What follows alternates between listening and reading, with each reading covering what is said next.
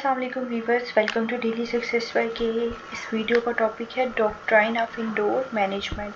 बहुत ही आसान सा टॉपिक है, ठीक है। जो चीज़ें हमने डिस्कस करनी है, सबसे पहले हम देखेंगे कि डॉक्ट्राइन ऑफ इंडोर मैनेजमेंट होता क्या है। फिर उसके बाद हम इसके मीनिंग और इसको क्यों टर्क एंड रूल क्यों कहा जाता है उसको हम डिटेल के अंदर स्टडी करेंगे। फिर उसके बाद इसका ओरिजिन हुआ कहाँ से था, ऐसा कौन सा केस था जिसकी वजह से इसकी ओरिजिनल हुई। फिर हम देखेंगे, ठीक है, पर्पज़ और इसकी इंपॉर्टेंस, कंडीशंस देखेंगे।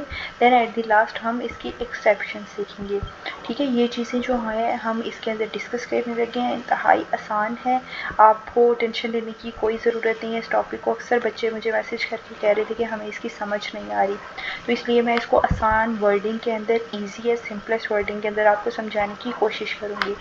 सबसे पहले हर कंपनी जो होती है ना, वो कुछ रूल्स के अकॉर्डिंगली वर्क करती है, और वो जो मेन रूल्स होते हैं ना, जो पर्पस होता है, उसको मेमोरेंडम ऑफ एसोसिएशन कहते हैं। ये दो चीज़ें आपको पता होनी चाहिए।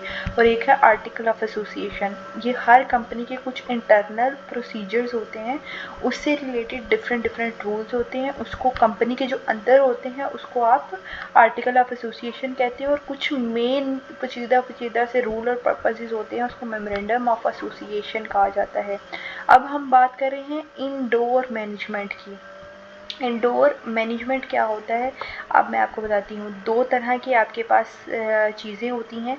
एक मैं आपको ऊपर ही बताती हूँ, यहाँ पर यहाँ आपको नहीं दिखेगी, चलो वो मैं बाद में कर देती हूँ आपको। ये कंपनी है और ये आउटसाइडर्स है। अब हो सकता है ये इस कंपनी की कुछ सस्पिशियस एक्टिविटीज़ हों, कुछ ऐसे काम हों जिसकी वजह से ये जो आउटसाइडर है, जो इस कंपनी से किसी न किसी तरीके से इंटरेक्ट करना चाह रहा है, तो इसको बचाने के लिए डॉक्ट्राइन ऑफ इंडोर मैनेजमेंट होता है। यानी बेसिकली ये जो आउटसाइडर है उसको बचाने के लिए होता है, और इसके अंदर एक अजम्पशन यूज़ की जाती है। इसकी अजम्पशन ये होती है, वो अजम्पशन ये लेके आउटसाइडर चलता है कि उसको, ये हर चीज़ होती है जिस तरह आप मैथ्स के सवाल करते हो तो उसके अंदर आप अजम्पशन रख लेते हो कि अज्यूम कर लेते हो कि x की वैल्यू आपके पास 9 है। सेम इसी तरह यहाँ पर एक आउटसाइडर ये अज्यूम कर लेता है कि कंपनी ने अपने जो रूल्स हैं वो प्रॉपरली फॉलोड किए हैं, जो उन्होंने बात की है वो सही की है, ठीक है, और जो जो उसके प्रोसीजर थे कंपनी ने ऑलरेडी कर लिए हैं, ठीक है। अब आउटसाइडर को ये चेक करने की ज़रूरत नहीं है कि कंपनी इंटरनली किस तरह से काम कर रही है। आउटसाइडर इसके ऊपर ट्रस्ट कर सकता है, ठीक है। अब हम इसको यहाँ से थोड़ा सा पढ़ भी लेते हैं ताकि आपको समझ आए। Doctrine of indoor management says that the outsider dealing with a company is allowed to assume that a company has followed all the internal rules properly। यानी ये बताता है, डॉक्ट्राइन ये चीज़ बताता है कि जो कंपनी है, आउटसाइडर ये बात पर यकीन कर लेगा, अज्यूम कर लेगा कि कंपनी ने अपने जो इंटरनल रूल्स हैं उनको ठीक तरीके से फॉलो किया है। बेसिकली इसका पर्पज़ ही ये होता है कि लोगों को, जो भी लोग बिज़नेस कर रहे हैं, उनको प्रोटेक्ट कर सके, ठीक है। अब उनको प्रोटेक्ट किया जा सके, इसीलिए तो ये डॉक्ट्राइन ऑफ इंडोर मैनेजमेंट आया है। अब दो कॉन्सेप्ट्स यहाँ पे यूज़ होते हैं, मैं यहीं से आपको ये कॉन्सेप्ट क्लियर कर देती हूँ। कंस्ट्रक्टिव नोटिस है और इंडोर नोटिस है। अब यहाँ पे दो लोगों की बात हो रही है, कंपनी की, this is company and this is outsider. Same इसी तरह इंडोर मैनेजमेंट में this is company and this is outsider.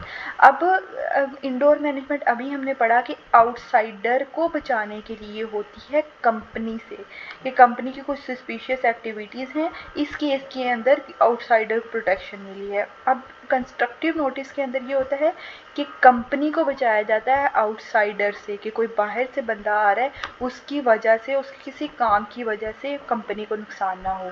यानी कंस्ट्रक्टिव नोटिस के अंदर आप किसको प्रोटेक्ट कर रहे हो, कंपनी को। इंडोर मैनेजमेंट के अंदर आप किसको प्रोटेक्ट कर रहे हो, आउटसाइडर को, ठीक है। एक ये छोटा सा कॉन्सेप्ट था, मैंने इंतहाई आसान वर्डिंग के अंदर आपको बता दिया है। मज़ीद जो पेपर के अंदर आपने डाटा लिखना है वो आपको नोट से मिल जाएगा।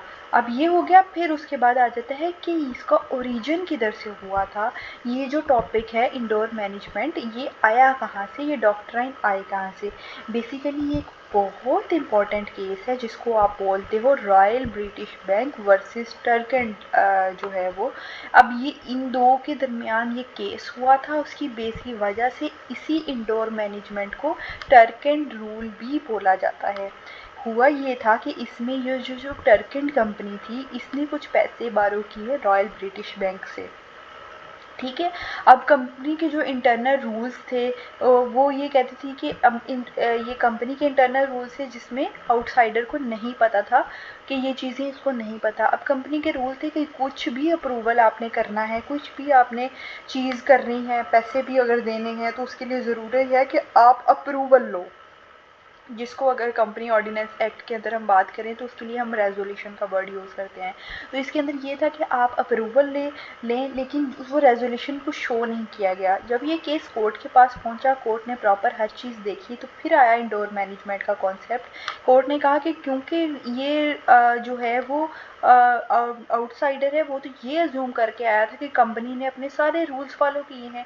अगर उसने वो रूल्स नहीं फॉलो किए तो इसका मतलब ये नहीं है कि इसकी सज़ा या इसका भरपाई जो है वो टर्कंट को पे करना पड़े। तो फिर इस केस के अंदर कोर्ट ने जो है वो बैंक को कसूरवार किया था और टर्कंट को प्रोटेक्शन दी थी। यहाँ से आपका इंडोर मैनेजमेंट का सवाल शुरू हुआ था और इसीलिए इसको टर्कंट रूल भी कहते हैं। दोबारा से सुन लीजिए ये केस ये है कि टर्कंट कंपनी ने पैसे बारो किए इस बैंक से, रॉयल ब्रिटिश बैंक से। अब रॉयल ब्रिटिश बैंक के कुछ इंटरनल रूल्स थे जिसको टर्कन ने ये अज्यूम कर लिया कि उन्होंने अपने रूल्स फॉलो किए होंगे। अब इसका ये रूल था कि आपको कुछ भी चीज़ देनी है उसके लिए आपको प्रॉपर अप्रूवल की ज़रूरत है। अब उन्होंने अप्रूवल नहीं ली थी लेकिन इनको बारो कर दिए पैसे। इस केस के अंदर टर्कन को कसूरवार नहीं ठहराया जाएगा, उसको प्रोटेक्शन प्रोवाइड की जाएगी। यहाँ से ये जो कॉन्सेप्ट है इंडोर मैनेजमेंट का शुरू हुआ। अब कब ऐसी सिचुएशंस हैं कि ये डॉक्ट्राइन जो है वो अप्लाई होगा? आउटसाइडर जब खुद जो है वो ऑनेस्टी से काम कर रहा होगा। आउटसाइडर की अब ये अपनी ज़िम्मेदारी है कि जो पब्लिक डॉक्यूमेंट्स, जो प्रॉस्पेक्टस शो किए गए हैं उसको वो देखे, वो गौर से देखे, ठीक है। उसकी लीगैलिटी को चेक करे कि आया ये कंपनी लीगल है या नहीं। पहले कुछ आउटसाइडर की भी रिस्पॉन्सिबिलिटीज़ हैं कि वो ये 3 काम ज़रूर करें।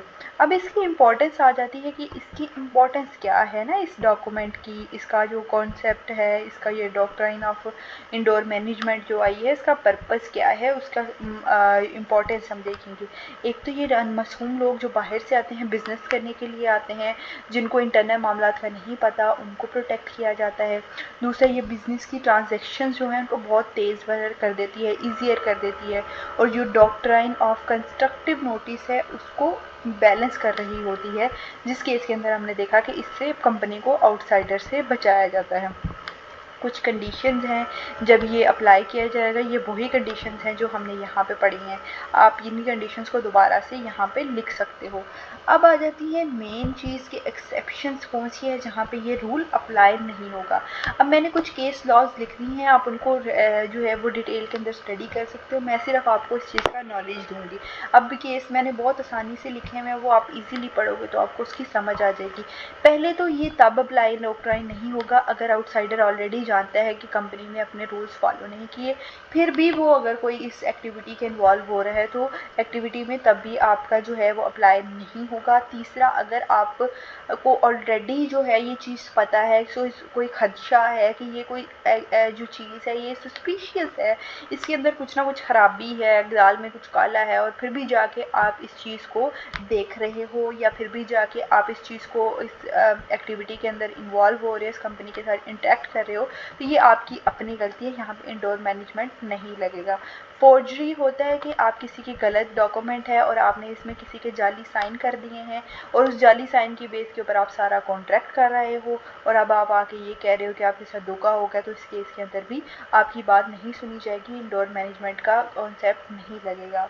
दूसरा, अगर आपके पास कुछ ऐसा काम हुआ है जो कंपनी ने किया ही नहीं, वो किसी दूसरे बंदे ने किया, तो इस केस के अंदर भी आप कंपनी को कसूरवार नहीं ठहरा सकते। अब इसके अंदर आप केसेस को इन्वॉल्व कर लीजिएगा, आपके लिए ज़्यादा बेहतर होगा। केसेस मैंने लिख दिए हैं, ये केसेस अगर आप लिख देंगे तो ज़्यादा बेहतर है, नहीं लिखेंगे तो कोई ऐसा मसला नहीं है, बट पेपर को प्रेजेंटेबल बनाने के लिए और दूसरों से थोड़ा डिफरेंट बनाने के लिए आप इस केसेस को ज़रूर लिखिए। आई होप ये टॉपिक मैंने आपको बहुत आसान करके समझाया है, समझ आपको आई होगी। और अगर किसी चीज़ की नहीं समझ आई तो कमेंट सेक्शन में आप मेरे से पूछ सकते हैं। मज़ीद नोट्स चाहिए तो आप मेरे से व्हाट्सएप के थ्रू कॉन्टैक्ट करके ले सकते हो, जो कि पेड हैं। चैनल की डिस्क्रिप्शन के अंदर व्हाट्सएप नंबर आपको दिया होगा, वहाँ से आप मेरे से कॉन्टैक्ट कर लें। अल्लाह हाफिज़।